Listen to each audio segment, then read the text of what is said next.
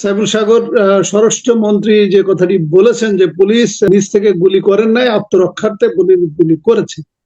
তা আত্মরক্ষা শুধুমাত্র police, BGB, rapid action battalion বা সেনাবাহিনীর আছে বিষয়টা কিন্তু তা না।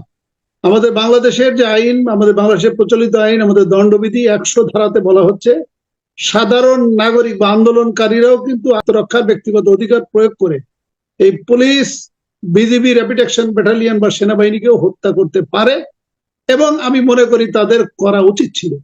জেনারেল প্রিন্সিপালটা হচ্ছে কাউকে হত্যার লাইসেন্স দেওয়া হয়নি, সেটি পুলিশ হোক, র্যাপিড অ্যাকশন ব্যাটালিয়ন হোক, বিজিবি হোক, সেনাবাহিনী হোক, জনগণ হোক, কাউকে আত্মহত্যার অধিকারের নামে আপনাকে কাউকে হত্যা করার লাইসেন্স দেওয়া হয়নি। শুধুমাত্র আপনি হত্যা করতে পারবেন কখন?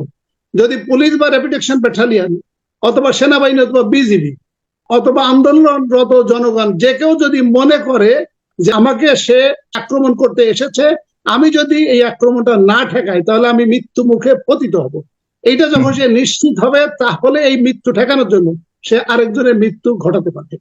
অথবা যদি পুলিশ বা র্যাপিড অ্যাকশন ব্যাটালিয়ন যদি মনে করে যে আন্দোলনকারীরা তাদের যদি আক্রমণ করে তাহলে পুলিশ সদস্যরা এক বড় ধরনের পঙ্গুত্ব বরণের টাইপের এই ধরনের ঘটনা ঘটতে পারে, তাহলে পুলিশ বা র্যাপিড অ্যাকশন ব্যাটালিয়ন তার মৃত্যু ঘটাতে পারবে। আবার যদি কোনো আন্দোলনকারী যদি পুলিশের কোনো মহিলা সদস্য, নারী সদস্য অথবা সেনাবাহিনী বা বিজিবির কোনো নারী সদস্যকে ধর্ষণ করতে চায় বা ধর্ষণ করার চেষ্টা করে তাহলে আন্দোলনকারীকে হত্যা করতে পারবে। অথবা যদি কোনো আন্দোলনকারী যদি হোমোসেক্সুয়াল কোনো পুলিশের সাথে করতে চায় তাহলেও কিন্তু এটা অপ্রকৃতিস্থ যৌন কামনা, এটা তো তার মৃত্যু ঘটাতে পারবে। অথবা আন্দোলনকারীরা যদি কোনো পুলিশ সদস্যকে যদি কোনো আটক করে এবং তাকে যদি সঙ্গে সঙ্গে থানা ওসির কাছে যদি হস্তান্তর না করে এবং থানার ওসি যদি 24 ঘন্টার ভিতর তাকে আদালতে সোপর্দ না করে তাহলে তার মৃত্যু ঘটাতে পারবে।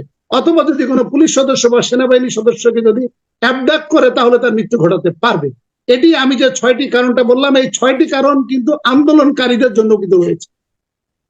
এই 6টি কারণ কোন র্যাপিড অ্যাকশন ব্যাটালিয়ন বা পুলিশ বা কোনো আইন শৃঙ্খলা বাহিনীর জন্য এই আইনটি শুধু প্রযোজ্য নয়, এই আইনটি সবার জন্য প্রযোজ্য যারা আন্দোলনকারী। এই পর্যন্ত কেউ আন্দোলনকারীরা কেউ করেনি, নিশ্চিতভাবে এটা বলতে পারি যে আন্দোলনকারীরা কেউ এ পর্যন্ত করেনি, এখন পর্যন্ত জানে। কিন্তু আন্দোলনকারীরা অনেকেই মারা গেছে, স্বরাষ্ট্রমন্ত্রী বলছে পুলিশ আত্মরক্ষার্থে গুলি করেছে। আমি সেটা আপনার কাছে বারবার জানতে চাচ্ছি, আসলেই কি আত্মরক্ষার্থে গুলিগুলি ছিল, এতগুলি মানুষের প্রাণ গেছে কিনা?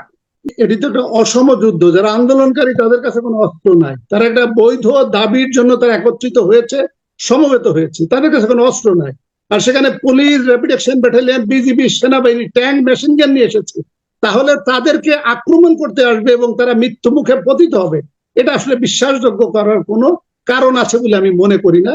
এটা হোম মিনিস্টার যে কথাটা বলছে এটা জাতির সাথে মিথ্যা কথা বলছে, বিভ্রান্তিমূলক বক্তব্য দিচ্ছে।